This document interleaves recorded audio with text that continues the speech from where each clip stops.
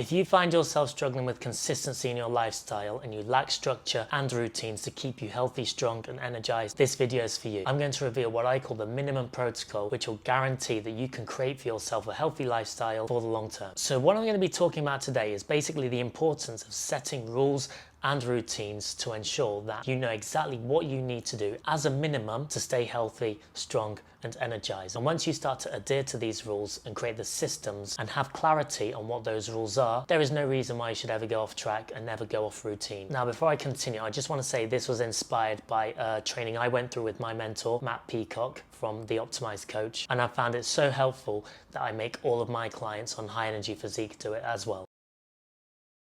And we need to treat ourselves like children. We need to set bedtimes, we need to set wake times, and we need to set meal times. And the whole point is we don't want you to wake up feeling groggy and not refreshed. So it's actually really important that you give yourself a bedtime whereby you can get yourself 7 to 8 hours sleep. This is something that we don't really do as adults, but it's something that we really should do. It's why we do it for our kids. It's really important that we do it for ourselves. And having meal times is super important because most of us lack that structure and end up eating at random times and eating random foods. And sometimes if we leave it too late and we don't even think about our meal times, we can make really poor decisions because we've let ourselves get so hungry. So set meal times to ensure that you are nourished at specific times during the day. And if I was you, I would just set up 4 meal times: breakfast, lunch, dinner and snack.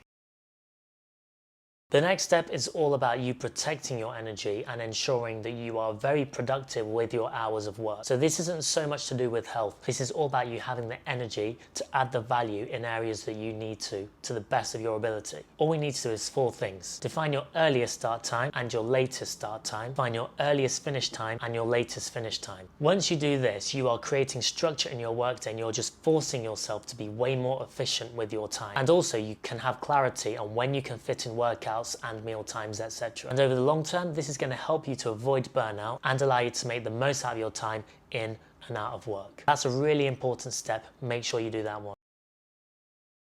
Build your energy. And the next thing that we need to do is ensure that we've got the energy to be productive and be valuable in whatever endeavors that we are partaking in. And so there's just 2 things to do here. First thing to do is define a minimum number of strength training sessions that you will do every week. This is really important to help you build up your muscle mass, which is essentially your source of energy. And strength training is going to have a huge amount of benefits, such as increasing your cardiovascular health, increasing your flexibility, increasing your bone density, which is really important as you age, and helping you to stave off lifestyle diseases over the long term. So for that point, let me tell you what my minimums are. 2 J1E protocols per week. J1E protocol basically means just 1 exercise. And for me, it's important that I do either squats, deadlifts or lunges twice per week. If I can have a week where at least that happens, that's a good week. And that's something that I can take with me if I go on holiday or if I'm having a particularly busy week. And if you want to see what a J1E protocol looks like in action, I'm going to link a video below so that you can see exactly what one of those sessions looks like. And you'll see that it's super short and also super effective. So make sure you get one of those logged in. Additionally, and this one is maybe even more important, define a minimum number of steps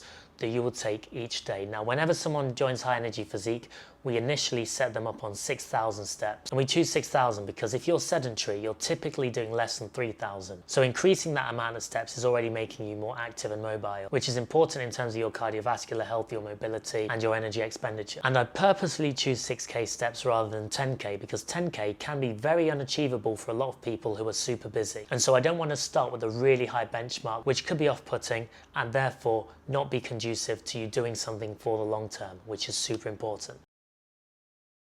Step 4, high energy nutrition rules. We need to set these up so that you are properly fueling your body and so that you are building the muscle mass that you need to, reducing the fat mass that you need to, whilst ensuring that you're getting all the nutrients that you need to feel energized all day long. That's the whole point. So here are 5 things that I want you to implement under your high energy nutrition rules. The first one is a calorie goal. You should know whether you are in a deficit, trying to lose fat, at maintenance, maintaining what you've got, or trying to build muscle in a surplus. Make sure that you know the amount of calories that you should be eating for you to get towards your goal. Next one, protein goal. Most important macronutrient. This is a complete non-negotiable, maybe even more important than the calories. And I just want to keep this simple and I'm going to give you this rule. Start with either 1.6 grams times your body weight, or take your height in centimeters and you're going to consume that amount in grams of protein every single day. Now, protein is not just a muscle building macronutrient. Yes, yes, it does that, but it also comprises antibodies, hormones, enzymes, neurotransmitters, all of those things that you need to fully function effectively. So it's important that you ensure that you eat enough protein, and starting with this number is a great way to start. Fruit and vegetable goal is next, and I want you to try and ensure that if you're having 4 meals per day, you're having at least 4 different types of fruit and vegetables. More is encouraged, and each of those should be different colors. That's going to ensure that you're getting the vitamins, minerals, phytonutrients needed to ensure that you are performing at your best. And also it's going to provide all of that fiber that's going to help with a healthy digestion and hunger management. So make sure that you perform this step too. Next one, set a hydration goal. It's going to help with performance, it's going to help with hunger management, and so it's super important that you are drinking enough water daily. I recommend 2 to 3 liters every day. Try and keep a bottle of water on your desk. Finally, set a caffeine intake. Now for me, I just have 2 coffees maximum per day. I never normally have more than 1. Anything more than that and I am wired for hours. So I'd recommend that you do the same, because a lot of you are forcing your energy from caffeine rather than from forming the steps prior. If you implement those high energy nutrition rules, you're going to find that you're not going to be needing so much caffeine. So set your maximum. You're going to find that really easy to achieve by performing all of those steps first and committing to them.